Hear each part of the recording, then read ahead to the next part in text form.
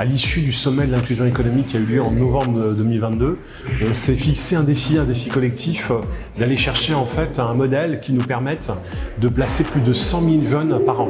Et donc nous, on pense que c'est possible de le faire. Et je pense que pour atteindre 100 000 recrutements en 2023, les entreprises ont intérêt à développer l'alternance. Je pense que c'est un bon moyen pour connaître justement ces jeunes venant de milieux défavorisés, leur permettre d'avoir une expérience professionnelle et de se tester dans l'entreprise et après de donner aussi envie aux entreprises de les recruter. En fait, chez Lacoste, on a un vrai enjeu, c'est de faire de l'égalité des chances une réalité. Ce que j'ai retenu ce matin, c'est beaucoup d'échanges, beaucoup de dispositifs que du coup j'ai pu connaître. Moi, je recrute des personnes en alternance où on privilégie vraiment les soft skills. Et cette jeunesse, elle a besoin aussi à un moment donné de réussir par le travail. On va essayer de travailler avec des acteurs qui sont experts sur ces questions-là.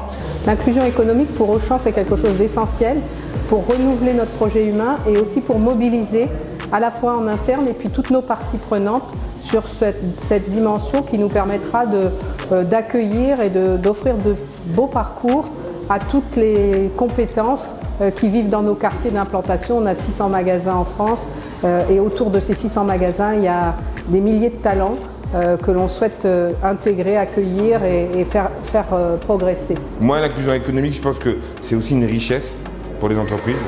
C'est avant tout aider des jeunes qui ont cette envie d'avancer, de construire.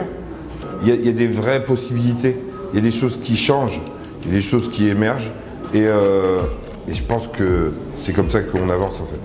Sans inclusion économique, sans la volonté des acteurs qui sont mobilisés sur ce sujet, on resterait dans une société assez inerte, dans laquelle il manquerait cruellement d'intelligence collective. Donc c'est un engagement permanent, durable, pour une mobilisation et donc une innovation sociétale majeure. Ce que j'ai retenu, c'est que finalement, en écoutant les témoignages, on s'aperçoit qu'à partir de nos expériences, on peut les transformer pour intégrer la dimension de l'inclusion économique. Et ça, c'est vraiment par les échanges, par le fait que chacun présente son expérience, son parcours, ça ouvre énormément de perspectives. On va essayer de travailler avec des acteurs qui sont experts sur ces questions-là et favoriser la constitution d'un vivier qui sera évidemment sur mosaictalent.com, accessible gratuitement à tous les recruteurs de France pour pouvoir démultiplier les mises en relation.